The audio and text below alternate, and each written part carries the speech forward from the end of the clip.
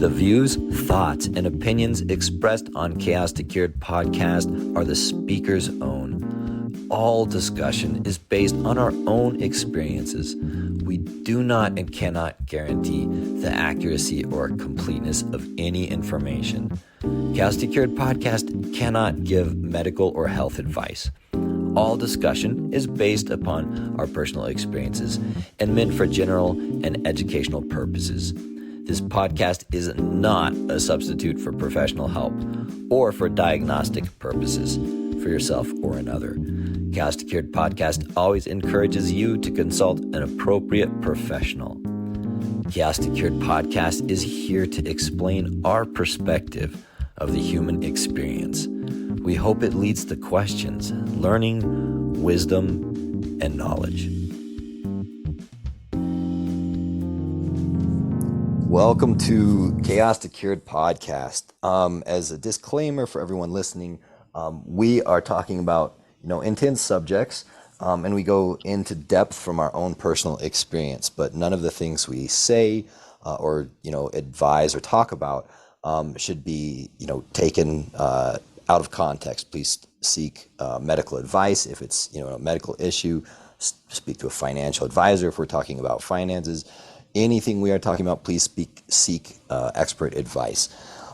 Today, we wanted to talk about being someone who is, and I don't love the word neurotypical, but being someone who is diagnosed with something and dealing with relationships, dealing with families, with teachers, any sort of relationship. And I'm, again, very blessed to have my amazing co-host, Jeffrey Freed. So Jeffrey, I'm just going to jump right in and let you kind of dive in. I know you have a bunch of different, insights and maybe let's start with some of the issues that you see in the individuals you work with, and we'll kind of jump back to me when you see fit. I'd love it to just dive in. I'll do it. Having worked with I work with a lot of kids, and in the first part of my career, all kids. Now I work with all ages, but the family stuff is fascinating. I saw a quote the other day on the internet, and it just struck me as really apropos, and it had to do with addiction. And of course, that relates to the family too, because most people live in a family. And it said that the addict is not necessarily the most unhealthy person in the family. And what that means to me is stuff in the family, there's a balance going on. There's a good one if you have a couple of kids. There's a bad one, maybe not necessarily a bad one, but a one with problems. And then you have a certain amount of tension that people get used to in the house. And what ends up happening is people take on their roles. And when the roles switch, because when I work with people, they usually get better. And when they get better, I kind of warn the family that someone else is probably going to get worse, pick up the slack. And I've seen that so many times. And it's fascinating. It's almost as if a family gets used to a certain amount of tension. There's a scapegoat. There's a person that will cover it up. There's someone who, when things get too good, will shake things up. And when one person leaves that role, whatever role they're in that dynamic, someone else picks it up. And it's usually the person who is highly sensitive, visual, creative, intuitive, reads all kinds of subverbal cues, who takes on the role of the bad guy or bad girl in the family. And it's so interesting, again, to watch how this evolves as somebody gets better. The other thing that strikes me so interesting about families is the people that I work with, the people that have the moniker of on the spectrum or ADD or bipolar, they're almost always extraordinarily sensitive. and they overreact or underreact to issues that come up. It's all subverbal too, because virtually all people that I work with are very, very rich in imagination, creativity, and nonverbal intelligence. A fluid sort of intelligence, an intelligence that picks up really, really well on cues and on inferences. And they react to stuff like that. They tend to get insulted very easily. They're always on guard for being attacked or for somebody slating them. And that makes them pretty hyper reactive. And I try to teach people that, okay, you are this way. Try to see things from other people's perspectives. Get off in your head and try to be them. And you're them and they're you. How are you viewing them, or are they viewing you? And that sort of taps in to a spatial form of intelligence, which the people whom I work with all have. They're all rich in spatial intelligence. And we all think of spatial intelligence as the ability to see angles and things from perspectives. And that is part of it. But there's also another kind of spatial intelligence that I call interpersonal spatial intelligence. And that's the ability to see things from other people's perspectives. So I try to teach them to do that, because one of the things I've noticed is no one ever teaches them that. They just assume that they can't read cues. And the reality is they read cues too well, if that's even possible. And they're very defensive. They're always afraid of being attacked, because a lot of the people I work with have been attacked in school. I mean, not physically attacked, but bullied, treated as if they're inferior. And so what happens is they never develop that ability to get outside of their own heads and see other people as they view them.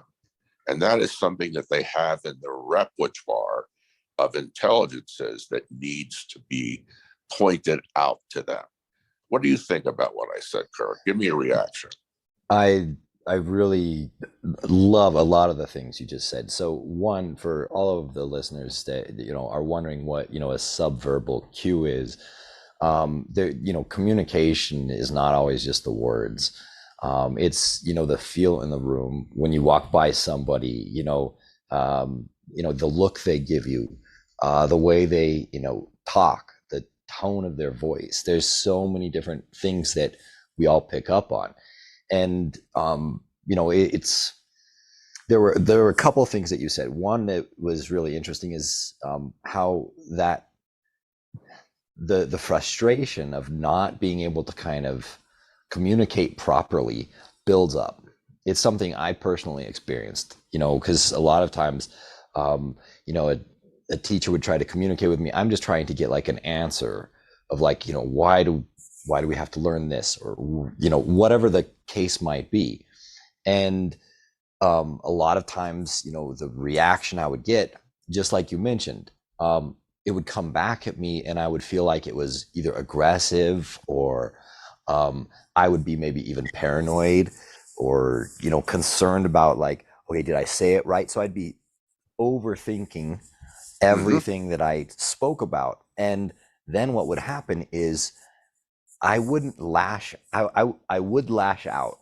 It would be an emotional explosion. The problem is that what I was exploding about had nothing to do about what I was trying to communicate.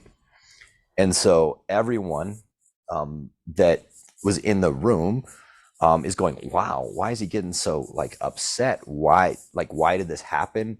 Why is he getting, angry about something small? Well, it wasn't even necessarily the small thing.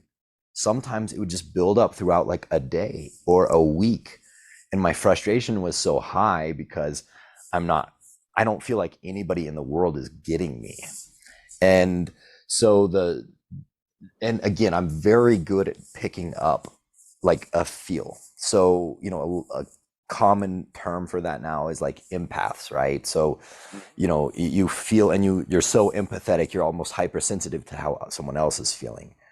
And when I went around, and let's say, actually, let's take this current climate that we have in the world.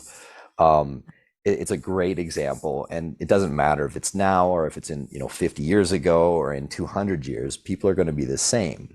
When we pick up on everybody feeling worried, concerned, angry, frustrated with jobs, with you know State of the the world. yes, the speed of everything. What happens is that accumulates. So, I do my best to kind of push it away. And what would happen is when I was Mm. younger and I didn't know how to deal with that, it would kind of build up inside of me. And at a certain point, you can only hold so much energy in. It would Very good. just unleash. And that would come out, of course, at the most inopportune times, when I was dealing with a law enforcement agent, or when I was dealing with, somebody I cared about, whether it was, a loved one, someone in a relationship, a friend.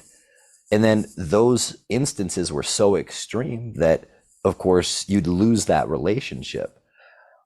Now, the so I wanted to kind of talk about that because I really liked how you brought up like how they send some of this stuff and they have it in their ability to communicate properly. I love that because a lot of times the parents think that, oh, they can't communicate well, they just don't know how to do it.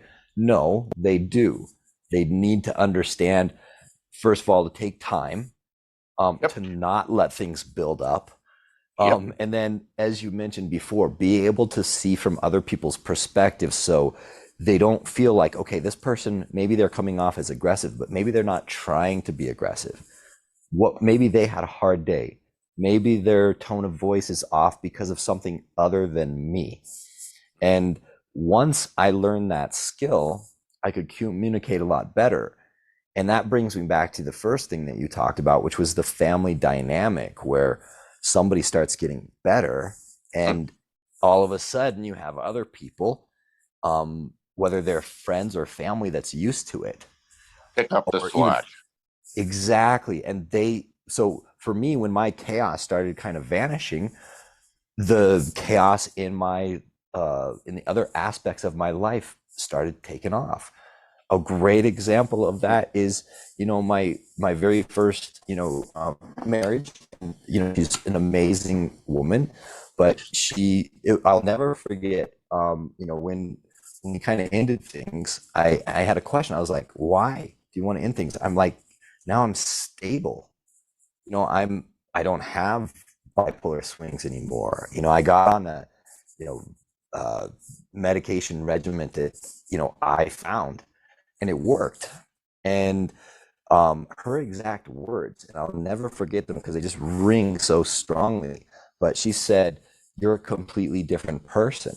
She said, "That's not stability at all for me." Because she was used to these swings of this massive depression and this massive mania. And I actually think my stability was one of the downfalls of our relationship, because when you're used to that dynamic, when it changes, what do you hold on to? What do you still Yeah, have? she fell in love with the way you were, the bipolarness. And then when it was cured, she would have needed to fall in love with the new Kirk and couldn't. The boundaries, everything had changed, threw the whole thing off. That's something that nobody ever speaks about or rarely speaks about. And it's so key to getting better and to balancing things out. A thing that struck me as quite interesting also is right brain, right hemisphere dominant people. They are not as verbal normally as neurotypicals are. They think in pictures, they don't think in words. Their emotions are more intense. Um, and a lot of times, the people I work with are very, very afraid of their feelings because their feelings are so intense. And when you have those intense feelings and something happens, you learn to sit on them, to repress them, because they could get you into trouble. If you're really in a bad mood and a cop stops you and comes over and just asks you to um, show him or her your papers, your license and registration, and you could just start thinking, again, because of your intense reactability, you get really furious and you're afraid you're going to lash out at the cop and he's going to shoot you. So you stuff it. You're afraid of the power of your emotions, so that when they come out, they're 3 or 4 times more intense as they would have been had you expressed them earlier. Repression is not a good way to live your life. It can sabotage your health, physical and mental, and it can really, really upset your relationships. So as you said so well, I agree completely, teach people to express themselves early on when they're really angry, but do it in words, and do it. A lot of times texting is the absolute perfect way for people, on the spectrum and people that are nearly on the spectrum with powerful emotions to communicate their feelings. I teach them not to react immediately. Take a few deep breaths, get on your phone and text the person when you feel you can express it. And use words such as, your language, what you did made me sad. It made me angry. I don't want it to germinate. I don't want it to get worse. So I'm expressing it. Explain yourself. And you can diffuse so many bad relationships and bad reactions by doing that alone. You don't even need to do anything else. But texting and emailing, very, very powerful. Takes the emotion out of it and allows you to express yourself without having to sense the reactions of the people that you're talking to. Oh, I really love what you said too. Getting to the core truth of what the emotion is, because a lot of times, if you don't know, if you're not honest about what it is you feel, then the problem is never assessed, and that leads to, honestly, resentment. So when you can say, listen, that what happened or the words you used made me feel, like you said, sad. If you get to a core emotion, when you state exactly how it impacted you and also the degree to which it impacted you, it makes it real. And that has helped me tremendously. And I always, I try never to, overreact. And just because I don't want to. And we'll talk about this in a different podcast, but I have to be calmer because people expect me not to be able to be, just because of the diagnosis I live with. One thing that, I'll kind of tag along on your idea. I love the text. One thing I suggest to individuals too is they can always write the text or the email and put the recipient as somebody they trust, a friend. So they can write a message to somebody else, and just so you don't accidentally send it, before, like when you're feeling emotional or you're feeling aggressive, like let's say it's a message to a boss or a spouse or a loved one, a partner, whatever. And you had a big fight, you're angry, you're upset, you're writing this. The last thing you want to do is send it to that person when you're at that peak heat. So if you can hold back, or if you need to send it just for your own sanity and your own health, it's nice to have somebody you can send it to. So for my clients, I actually offer that as a service. I'm like, I don't charge for it, but I'm saying, listen, if you're really upset, send me the text. Mm-hmm. And then what I can do is I can look through it and be like, hey, whoa, remove a couple of these words, because, it's a great way for them to communicate. Number one, it's also a really good way for them to instantaneously, let go of some of those emotions, because when you write it and you send it, it feels like you at least dealt with it. and then it's not building up internally, and it's just not fun to have it explode when you don't want it to. So I love that advice. I think that's really solid. So for anyone that's listening, and we've all dealt with it. It doesn't matter who you are, whether you're neurotypical or not. It's good advice. And an email's really safe because you can save a draft, and you can, of course, put a different email address in there. You can send it to yourself. That's actually something that's been working, for me, that I started doing, a while back. And then once you work on it and once you're calm, you can send it to the individual you needed to hear the exact words, and you know that you've actually thought through it. And in some ways, and I think that's actually therapeutic if it works for me. So I think that your advice to them is spot on. I mean, as far as dealing with the family members that take on that other part, or so if you're getting better, one of the things that's really hard is that there's also the doubt that you're the one that's okay. So for me, no matter what I'm going through, and no matter how many years I've been, solid, and I literally have proof of, individuals I've worked with and stuff like that. So I know I'm solid. But to this day, I still have that little bit of doubt. Yep. And that is actually a huge thing. It's hard. So when you're dealing with a family or a partnership, whatever the relationship status is, and there is a part where, there is a conflict.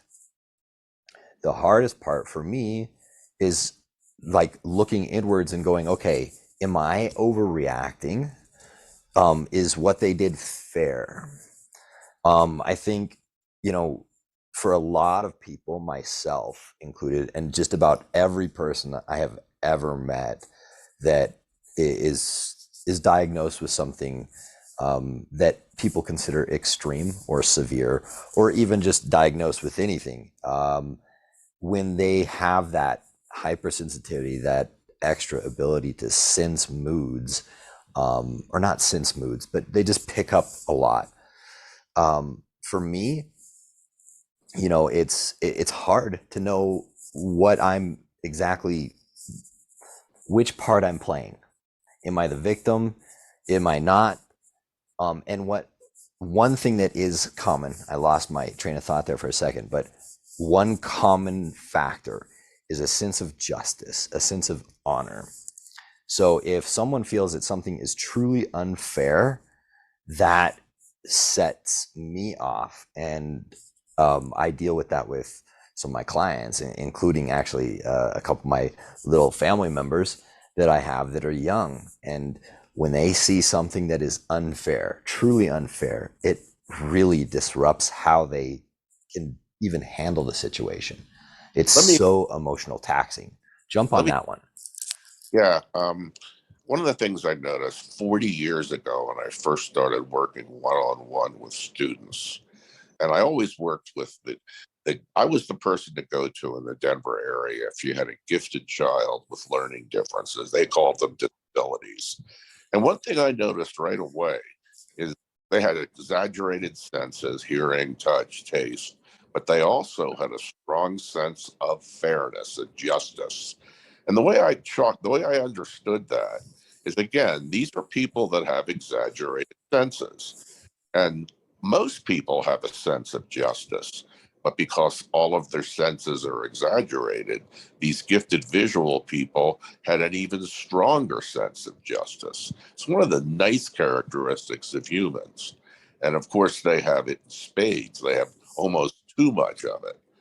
And that is, I don't know if that's a blessing or not. I guess ultimately it is, because humanity can benefit from that. But it also means that you're much more likely to get into conflict or to get into a social cause and get into it I guess fully is a good way to put it. And you don't see the nuances. You see an injustice, your sense of fairness, which is so intense, is injured. So you want to right the justice, and you don't really care who you hurt in the interim. It's it's the goal to make things better for the world or for people that you care about. A little subtlety would be a nice addition to that, nuances, but it's a tendency to think in black and white, good and evil, and to not care who you hurt, interestingly enough, to right the wrong. And if they see something unjust in the family, they'll let everybody know, and diplomacy might go right out the window. So that's something that needs to be modulated. And a lot of this stuff, if you just talk, if you know it, identification that you have this tendency, you know that helps to know why you're doing what you're doing, and it also helps other people understand why you're acting the way that you're acting. It's something again that is not known. I've never seen anything written or spoken about the sense of justice and how it's so much more intense in people who are on the spectrum, people who are um, very visual, bright, because brightness, creativity, and brightness, intelligence, they're all linked. Now, you can be really smart and be whole brained or primarily left brained, but the people that change the world, the geniuses, the Einsteins, the Edisons, they seem to be all much more, not all, but much more on right hemisphere, gifted in right hemisphere talents.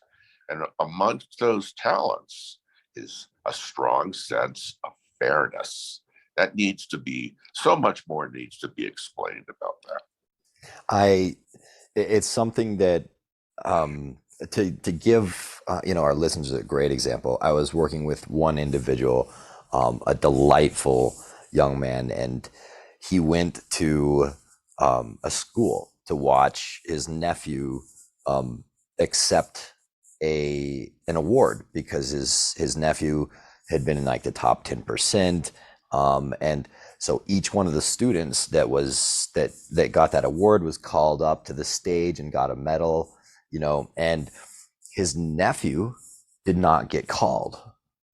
And he just started losing it and he was upset. He was like, why? No, this is not okay. And the family called me up and they said, he's really losing it. He's out of control. The whole family's upset. The school's kind of not sure what to do because he was causing a massive scene. And I said, has anyone just agreed that that wasn't fair, that his nephew wasn't called? His nephew deserved the award. Everyone else got called. His nephew didn't. Of course he'd be upset. The difference is no one bothered to go there. What they did was they said, listen, you're causing a scene. You got to settle down. And what he really needed to hear was, you are absolutely right, but we'll take care of this. He'll get his award. We're going he didn't not get the award, right? It just that it wasn't the right circumstances. And the moment that was brought up, the calmness started to kick in. So it's something for me and individuals that I've worked with, especially when I was doing the pilot study, and I was a study coordinator. It was really intense experience because some of these individuals were highly reactive, and getting phone calls in the middle of the night, from random places and random experiences. That was something fairly common. And because I had gone through it myself and I knew that about myself, it was easy to relay that. But again, like you said, I've never seen anything written about it. It's not commonly talked about, and it's a vital aspect. And you used the exact words I was thinking as you were explaining it, was thinking it black and white. It's literally tunnel vision. You have myopic vision. You just see the injustice, and then the way you described it was phenomenal. You end up causing damage to everybody around you because you're so upset and you don't know how to, again, going back to the communication and the relationships. So if someone is listening and you have someone you love that has some issues like this, if you notice that they have this really intense reaction, and if they ever say this isn't fair, or if you give them a deal, parents do this all the time. They'll say, listen, you know what, you can play video games after you get all this stuff done. And then the kid gets all the stuff done, and then they say, oh no, you didn't do this well enough. That's a changed variable, Yeah. and they lose it because no, they probably worked super hard and extra fast. Why wouldn't they be upset? I mean, if you had a job and somebody said, listen, if you get this much done, we're going to pay you this much money. And then they came back and said, no, we're not going to pay you that anymore. Of course you'd be upset. That's how I saw it when I was little. That's how some of the individuals I work with see it. So a lot of times, and again, with young ones in my own family, I try to make sure, listen, let's give them specifics. So you need to do this and this and this, but it has to be to this quality. Come ask us, we'll help you through it. Once that's all done, here, that's your reward.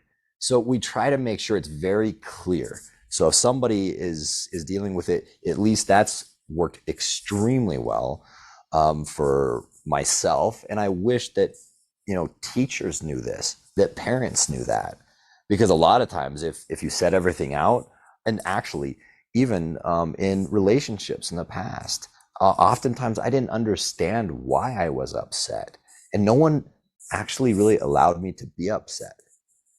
There was such a razor's edge. They were so worried about me going off the deep end or taking Right. things to extreme. So I always felt like I had to kind of repress and pull back. And that can only happen for so long. You can only hold back your true feelings before you blow a gasket. And I just want Um, to Go add ahead. something. Um, I'm reminded of Temple Grandin's words, which are etched in my mind. And that her words were, and I don't want people to lose, because I'm going to use the autistic example, but I don't want you to lose what I'm saying, because virtually, I mean, that's whom I work with, but I work with people that aren't on the spectrum, but that are almost on the spectrum, or just are creative and highly sensitive people. Her words were, I'm going to try to give it to you exactly and not paraphrase it. People on the spectrum have every emotion that everyone else has, just more of it.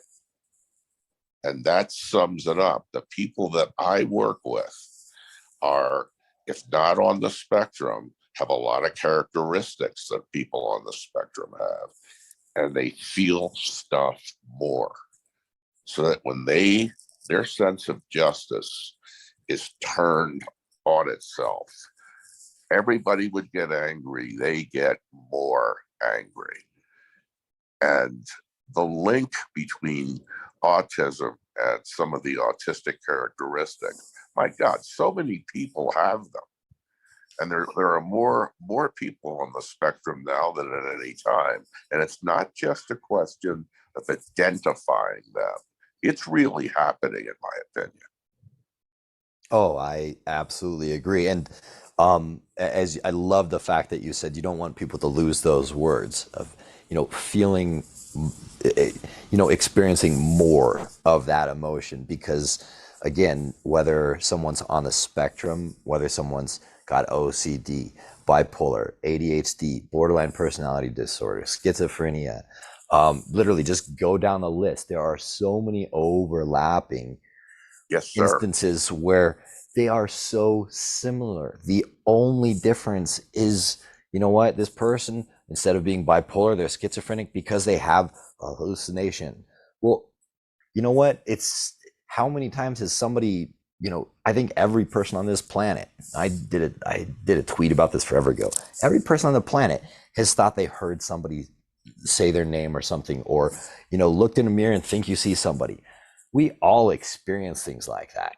But when you're being diagnosed, that can be the single, piece that separates one diagnosis from another. And again, we're not trying to give medical advice, or we don't want anybody to diagnose themselves. Please seek medical professionals when you're getting into stuff like this. However, there is a direct link between all of them, and they are all interrelated. And so, like, when we're talking, her words right there fit me perfectly. I was never diagnosed with being on the spectrum, but I was diagnosed with OCD, generalized anxiety, bipolar 1, and ADHD. So I had those were my that was my I don't even know what you call that, constellation of diagnoses. But as far as that goes, those words fit me. So I loved how you make sure. So everyone listening, please make sure you paid attention. He did not want you to get sidetracked. That's not just about the spectrum. And I think those are beautiful words, and they're well explained. And I think for a lot of people, when you're dealing with someone that you love that is going through some of these struggles, understanding a few of these things, like, one, they're going to have some explosions. If you can teach them how to have those explosions and actually utilize them, so kind of, instead of going against the river, go flow with it. When they get upset, say, yeah, you know what? I agree. This is not fair. So what's the best way we could adjust this? What's the right way to do this? Or instead of flowing against, say, rules that are maybe perceived as unfair, well, if you utilize those rules, it can help you. So a lot of ways that I suggest for people, in relationships, and you can do this whether you're, a parent, a teacher, again, any relationship. A lot of times it's just being able to listen, actually hear what they're going through, because not being heard is extremely frustrating, and it just simply builds up more of the emotion. And for me, when I felt like I really needed somebody to get a point, I really needed them to understand I was angry about this, or I was upset, or I was hurt or harmed or sad. When they didn't get it, it would only make it more intense. And I don't know why. And maybe that was just just a reflection. I'm trying to think of a reflex on my part, because if I made the emotions more intense, maybe they would finally get it, because I was not able to use the right words. I wasn't able to say, listen, this is exactly what I'm feeling. So my sadness would sometimes come out as rage. My anger would sometimes come out as sadness. And so if someone is going through those, a lot of times just giving them space and actually letting them just kind of blow off steam. And instead of making it worse by kind of, going against them and trying to combat them, just letting them and listening, letting them vent. And then what happens is you actually start hearing the little truths, and you start figuring out what they're trying to say. And especially for parents dealing with a little child, a lot of times when I'm working with someone that's young, they don't know how to explain some of the emotions they have. Adults don't know how to explain the emotions we have. But the more I listen, the more I can kind of fine tune and figure out like how to respond. And that is how I would always suggest to other people who are dealing with someone who is, diagnosed with something. They're not considered, I don't like the word neurotypical, but let's, use a scientific term. If someone's not, then that's one of the best tools you can do, is literally just listen, sit back, hear what they're actually saying. The words themselves are not always what the person is feeling. When they say, Mom, I wish you were dead, I said that a bunch of times to my mom and to my dad and to my sister. I was so mean to the people I loved. Those were not the things that I was actually trying to say. So the words didn't mean much. Everything that was underneath it, the subtext. So like you mentioned before, we're kind of circling all the way back, that sublingual language. I picked up on it but I kind of spoke in that language too. And when that happened, it was very difficult for my parents or my sister. I mean, what they had to deal with. They had no idea how to just sit back. And who wouldn't react if somebody says, "I wish you were dead," or "I hate you"? You know, of course you want to react and you want to be upset. And sometimes that's the exact wrong thing to do. If you just look at it and go, "Listen, I know this person has a loving heart. I know they're a good person. Let's listen to it." I'm not saying to take abuse. Again, I'm not advising not having healthy boundaries. You want to be respectful and you want respect out of your family. You could teach that. But timing is very valuable in any relationship. And just how you had mentioned, wait for people to be calm. You can always talk about a situation later. You don't have to tackle it right then. I am not good at that. I like to resolve things instantly, and that is not very healthy for. It's a sense. It's a sense. Again, a strong. We all want. If we have a dispute, we all want things to work out. So you're thinking, how can I make it work out? You want to resolve it. And when you can't think of the right words and you get so frustrated with yourself, out will come something that you really don't want to say. As a closing thought for me, I would say that when you think in images and your emotions are strong, you're going to have conflict. You're going to get offended. The thing to do is to try to turn them into the emotion out of it. That's why I like texting. It just takes all that, and I love your idea of sending it to somebody safe and giving it some time.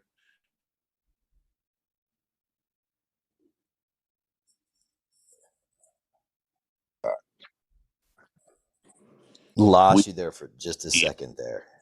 said if things are not resolved. Again, it comes back to one powerful closing, for me, concept. It's what Temple Grandin said. We all have the same emotions. It's just people on the spectrum have more of them. I really like that. I think that that's a phenomenal statement. And for everyone listening, please reach out, leave comments, follow us on our podcast, reach out to us on Twitter, Instagram. We'll put those in show notes and stuff like that. And again, these concepts are very vital.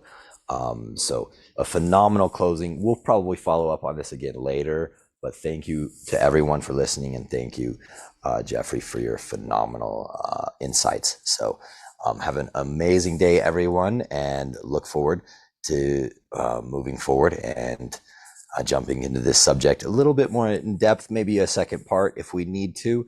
But again, thanks again for listening, and please reach out with comments and questions. Have an amazing day. Okay. Thank you so much for listening to Chaos2Cured podcast. If you enjoyed the show, please share it with everyone you know, and definitely like, follow, and subscribe. Certainly leave a comment if you'd like. Let us know what you'd like us to talk about the next time. Also, in our show notes, there should be direct links where you can follow us on our social media, as well as reach out to us directly. Thanks again, and have a great day.